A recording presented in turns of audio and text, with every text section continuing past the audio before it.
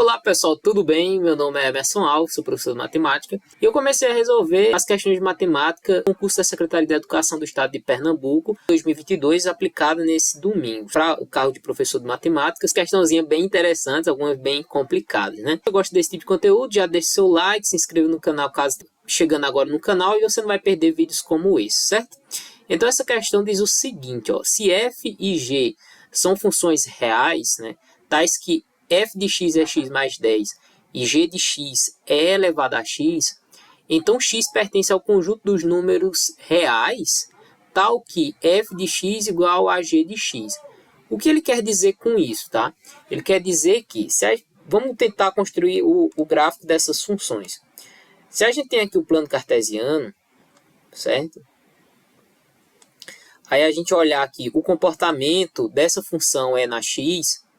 Se você não viu o vídeo anterior, dá uma olhadinha que eu mostrei também o gráfico dessa função é na x.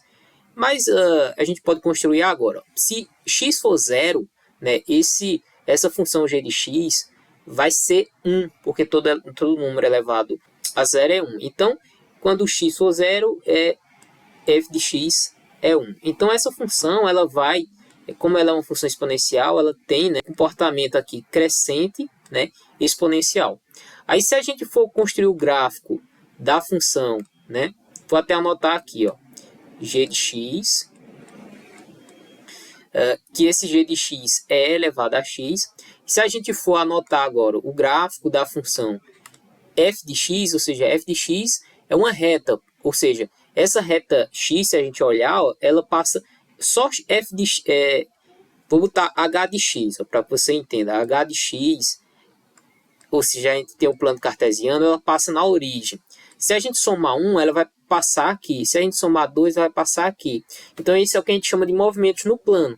Então, se você estiver somando 10 à função x, então é como se ela passasse aqui no 10, ó, né? Ou seja, de 0 a 10, ela vai, né, ter esse comportamento aqui, ó.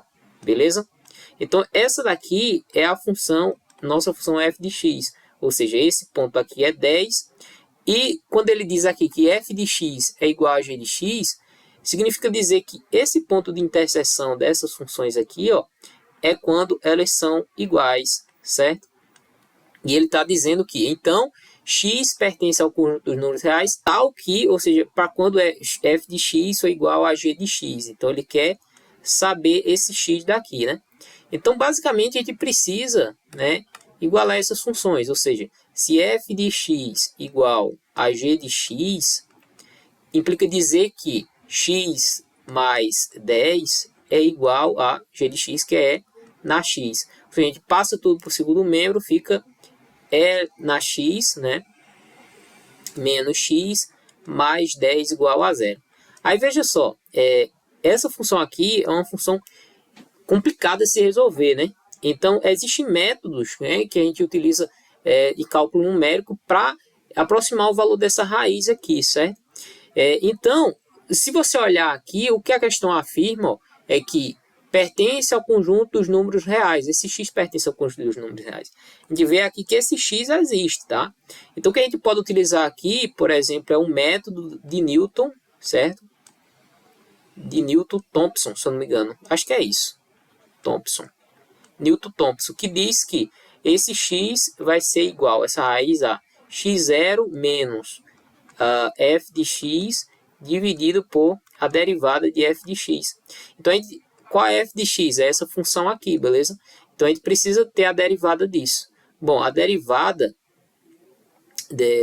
é na x menos x mais 10, a derivada disso é a derivada de cada parte, né? Ou seja, e na x, derivada de e na x é o próprio e na x. A derivada de x de menos x é menos 1 e a derivada de 10 é 0. Então, a gente tem a derivada disso. Então, vamos aproximar esse valor de x aqui, ó. Eu tenho mais ou menos, né? Vou colocar aqui um mais ou menos como sendo isso aqui 1, beleza? Para facilitar nossos cálculos. No caso, para o nosso x0, né, ser igual a 1, ok? A gente vai ter que x é igual a x0 menos a função, que é elevada a x, menos x mais 10 sobre a derivada, né, e elevado a x menos 1.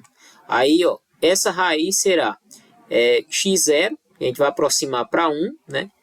Aí a gente vai ter 1 menos e elevado a 1, fica e, menos 1, né, mais 10 dividido por e menos 1.